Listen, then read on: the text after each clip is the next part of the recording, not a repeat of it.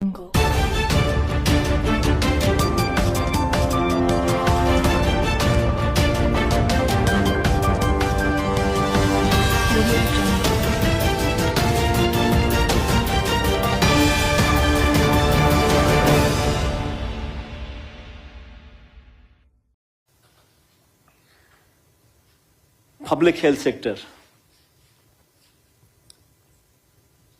Health సెక్టార్ను కూడా నిజంగా ఎంత దారుణంగా ఈ పెద్ద మనిషి దెబ్బతీస్తా ఉన్నాడు అని చెప్పడానికి కొన్ని ఉదాహరణలతో సహా నేను చెప్తాను.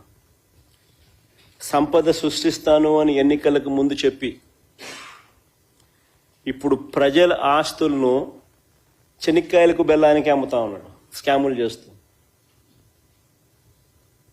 సంపద సృష్టించడము అని అంటే ఆయన సొంత సంపద సృష్టించడం మాత్రమే సంపద సృష్టించడం అనుకుంటా ఉన్నాడు. గవర్నమెంట్ ఆస్తులను చెనిక్కాయలకు బెల్లాలకు అమ్ముతున్నాడు.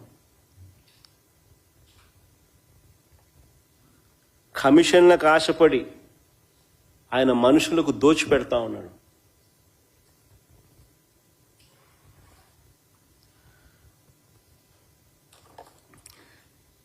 ప్రభుత్వ మెడికల్ కాలేజీలను చంద్రబాబు నాయుడు గారు ప్రైవేట్ పరం చేయడము అని అంటే దాని అర్థం ఏమిటి అని అంటే ప్రజల బాగోగుల పట్ల లెక్కలేనితనం అన్నది ఒక కారణమైతే, రెండోది ఏమిటి అని అంటే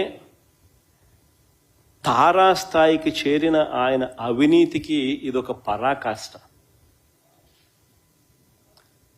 నిజంగా స్కాములు చేసేది ఏ స్థాయి కంటే ఆ స్థాయికి దిగజారిపోయి స్కాములు చేయడం అనేది నిజంగా పరాకాష్ట. ఇది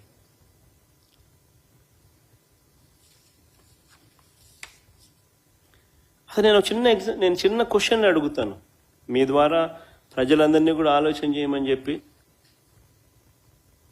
సింపుల్ క్వశ్చన్ అడుగుతాను. అసలు గవర్నమెంట్ స్కూల్ ఎందుకు నడుపుతుంది చెప్పండి? అసలు గవర్నమెంట్ స్కూల్ ఎందుకు నడుపుతుంది? ఎందుకు గవర్నమెంట్ స్కూళ్ళు మనకు దేశవ్యాప్తంగా ఎన్ని ఉన్నాయి? రాష్ట్రంలో కూడా 45,000 స్కూళ్ళు ఎందుకు ఉన్నాయి? ఎందుకు గవర్నమెంట్ హాస్పిటల్ ఇన్ని ఉన్నాయి? ప్రతి మండలంలోనూ ప్రతి జిల్లాలోనూ ఎందుకు ఇన్ని ఉన్నాయి? ప్రతి ఊర్లోనూ, రాష్ట్ర వ్యాప్తంగాను దేశవ్యాప్తంగాను. ఎందుకు బస్సు కూడా, ఆర్టీసీ బస్సులు కూడా ఎందుకు గవర్నమెంటే నడుపుతుంది చెప్పండి? ఆలోచన ఎప్పుడైనా చేసినారా?